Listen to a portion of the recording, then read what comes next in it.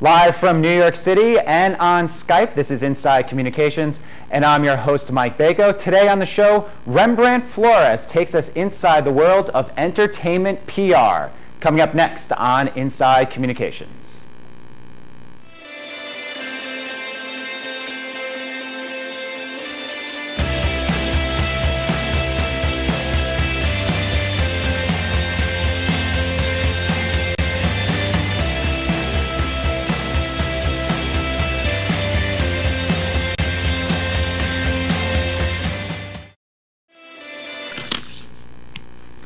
And welcome back to Inside Communications. We're joined by Rembrandt Flores from Los Angeles. Rembrandt, thanks for joining us today on Skype.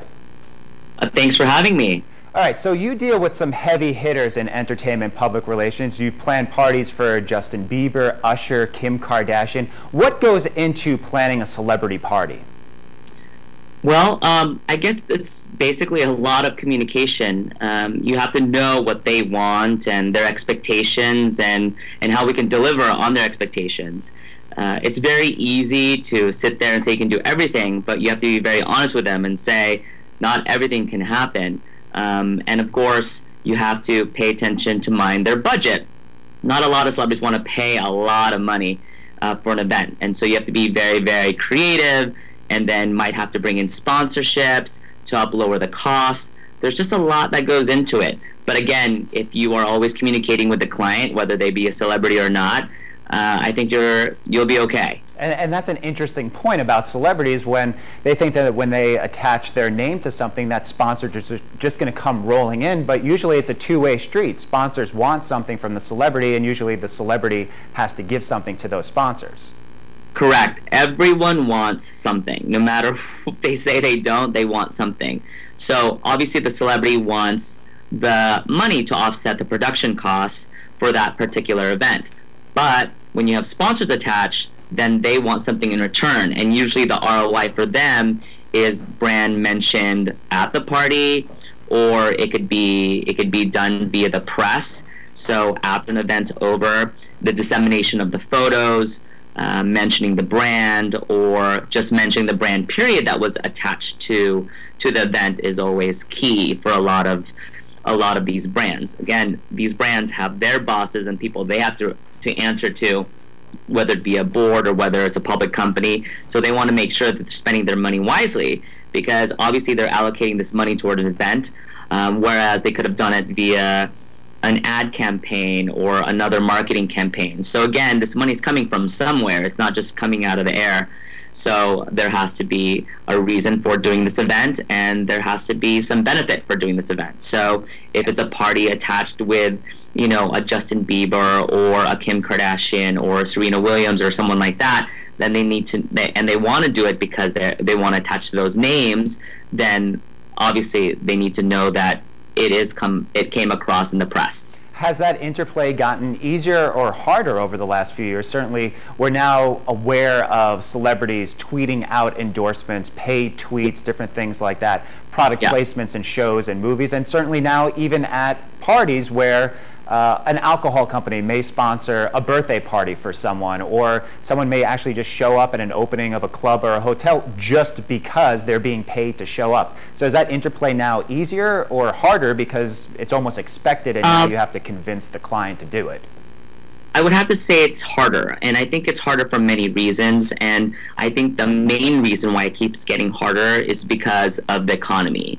Again, everyone has to be really, really smart of where they're spending the money, especially brands. And so because of that, they have to say why option A is better than option B and option C. So again, I think it's really tied into the fact that the economy is just not where it was in 2007 and 2008. 2010 and 2009 were really, really bad years for events and for brands to sponsor events. 2011 is definitely better than the last 2 years, but it's still not, you know, bringing in the sort of the windfall of 2007, 2008, when brands would spend an exorbitant amount of money on events, and no one is frivolous about money anymore. And regardless how big a brand is or how small a brand is, everyone has to be really, really smart, because again, there's a lot more options, and there's a lot of ways to sort of get your brand out there. And you just mentioned a couple of things, like they can do it via Twitter, they can do a lot of things in social media where they can spend money that way. Obviously, there's traditional methods of advertising like we talked about, and there's always the events and event marketing and so on and so forth. So they just have to be really smart. And so it's not like they want to spend money just because the celebrity's having a party. They have to know that, that the brand makes sense for that particular celebrity and vice versa, and that they're going to get a return on their investment. How do you help a celebrity? How do you help a brand? You've certainly worked with some heavy hitters like Oakley, Hard Rock Hotel and Casino, LG Mobile. How do you get them involved in social media? How do you convince some of these bigger brands that that's where it's at? If you really want to penetrate a market, really get in with the younger attendees, younger viewers, younger buyers, is that a hard sell for them to get involved in social media to promote events and parties? Right. I have to be really honest with you. It was hard. I think last year was very, very difficult, but I think 2011 proved to be the year of social media. Like, everyone now wants to do something in social media. We just created a social media department at EFG not too long ago, over 2 or 3 years ago, prior to everyone else starting a social media division or digital department at Entertainment Fusion Group. And our clients include like Guess and DL 1961 and Miss Me Denim.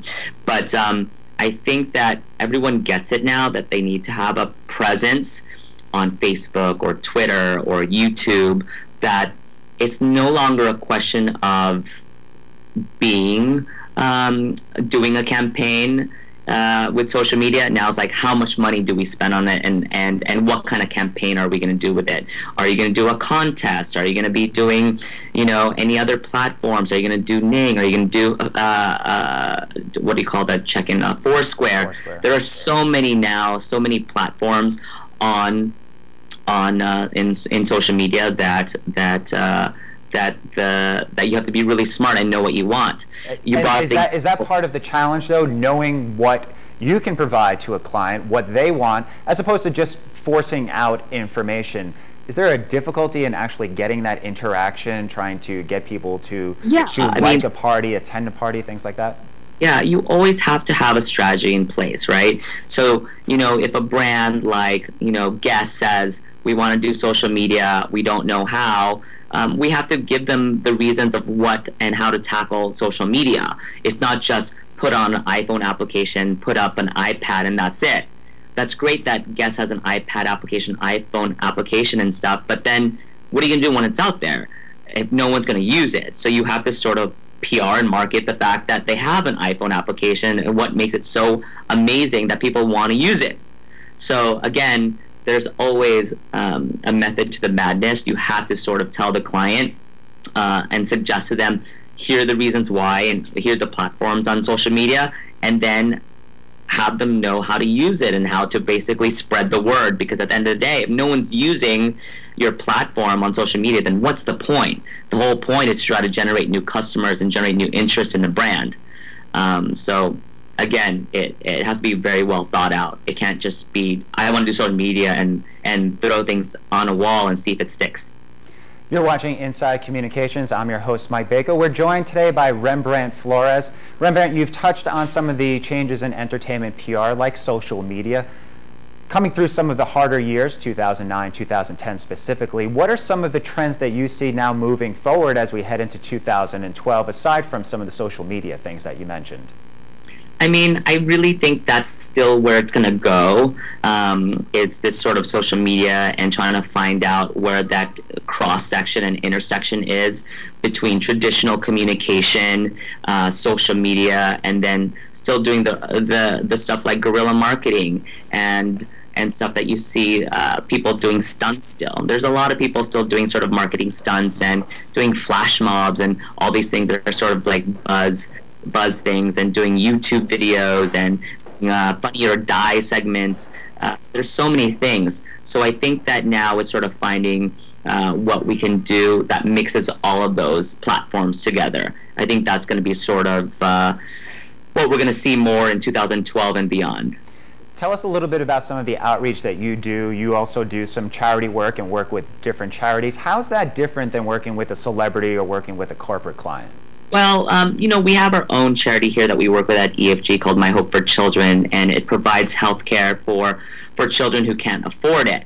And we partnered with clinics so that the doctors are not getting paid and they're obviously just donating their time. But I think the difference is how you feel after the fact. Mm-hmm. Don't get me wrong, I feel great after I do a celebrity event or whatnot, but I think there's just this added I guess feeling I get after the fact when I do something when I know I'm not getting paid, or I know I'm doing something for the betterment of the world. You would think that there's a lot of opportunity out there to be involved in charities and whatnot, and I think there is, but to me it's all about finding a charity and finding a cause that you actually truly 100% believe in, and know in your hearts of hearts that you want to be involved in. Because I can say that I'm involved in all these charities, and yes, I can go to the meetings, and yes, I can pay $100 and attend an event or a function, but that's not doing much. I think it's better to find something that you really are passionate about, and a cause that you really value and want to be involved in, and then doing something, regardless of what it is.